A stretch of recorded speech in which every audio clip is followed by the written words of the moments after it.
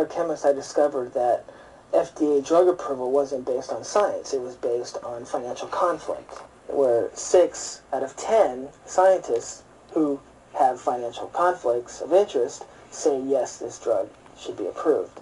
There are people who go to the FDA thinking in the back of their minds if they behave properly towards the industry, they will be rewarded with a job in the industry. One of the most recent illuminating incidents of that revolving door policy was the presence of a man by the name of Daniel Troy, who was the chief counsel to the FDA for a period of time. And prior to his becoming chief counsel to the FDA, his law firm was very active as an advocate for the pharmaceutical industry, the tobacco industry, and other elements of our economy which are regulated by the FDA. He no longer holds that position, but while he was there, interestingly enough, he was a chief advocate for the economic entities, particularly the pharmaceutical companies, that the FDA oversaw. And of course, when he left his position as chief counsel of the FDA, he went right back to the regulated industry and probably benefited economically from the experience that he had here in Washington. It used to be that you weren't allowed to have any financial benefits from the drug companies if you were on the advisory board or a member of the FDA or the CDC, but that's not the case anymore. 3 of the 5 people that voted to approve Vioxx were connected to the companies that were manufacturing it. When you look at the experts who are on television commenting on a story, or on some of the physician websites that are out there that are increasingly popular, or who may be providing testimony to Congress, if you look at their backgrounds and where their money comes from, in the vast majority of cases, unfortunately, it comes from the pharmaceutical industry. And whether they declare the bias or not, they're clearly influenced by who's paying the bill.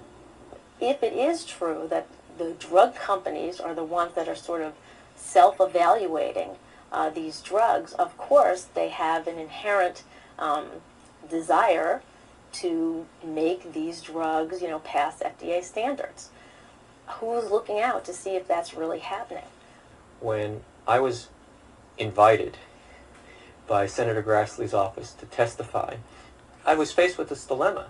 Do I sort of lay it on the line and tell them the way it really is, or do I kind of downplay it? And there are ways of doing that.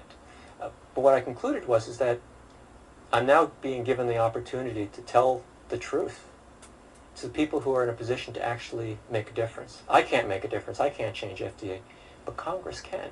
If I don't tell them the truth, then I'm now responsible, in part, for the deaths of people that happen in the future. And I'm basically a co-conspirator, if you will, with FDA and what happened with Vioxx, because all these tens of thousands of people were injured or killed because FDA's disregard for safety. And if I kept quiet about that, now I'm part of the problem. I'm one of them. And my conscience tells me, well, you know what you have to do, you know what the truth is, and now are you going to speak it or aren't you? I started getting arthritis in my hands because I did physical labor on my job, and they put me on Vioxx, and it began as a low dosage.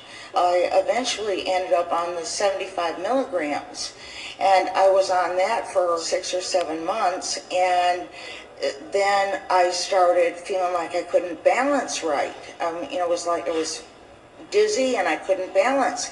So I called my doctor, and she said to go to the emergency room, and they admitted me and said I'd had a mild stroke. I've since that time had my whole life turned upside down. I was employed by General Motors in the auto industry, and General Motors talked to my doctor, and my doctor sent me to a rehabilitation specialist, and then they sent me a letter and they said, it's not safe to have you work anymore, we're retiring you. And I was like, I don't want to retire. I get this letter 3 weeks later from Social Security, and they said your employers contacted us and you're too sick to work and we're going to retire you, and this is when your money starts. And I started calling people. I said, don't take my job. Don't do this. I'm 56. And even with all of that happening, my health was getting worse and worse. And at one point, I got to where I couldn't even stand up straight. And I dragged my leg, and my right hand use is kind of limited because it's kind of stiff and dragging.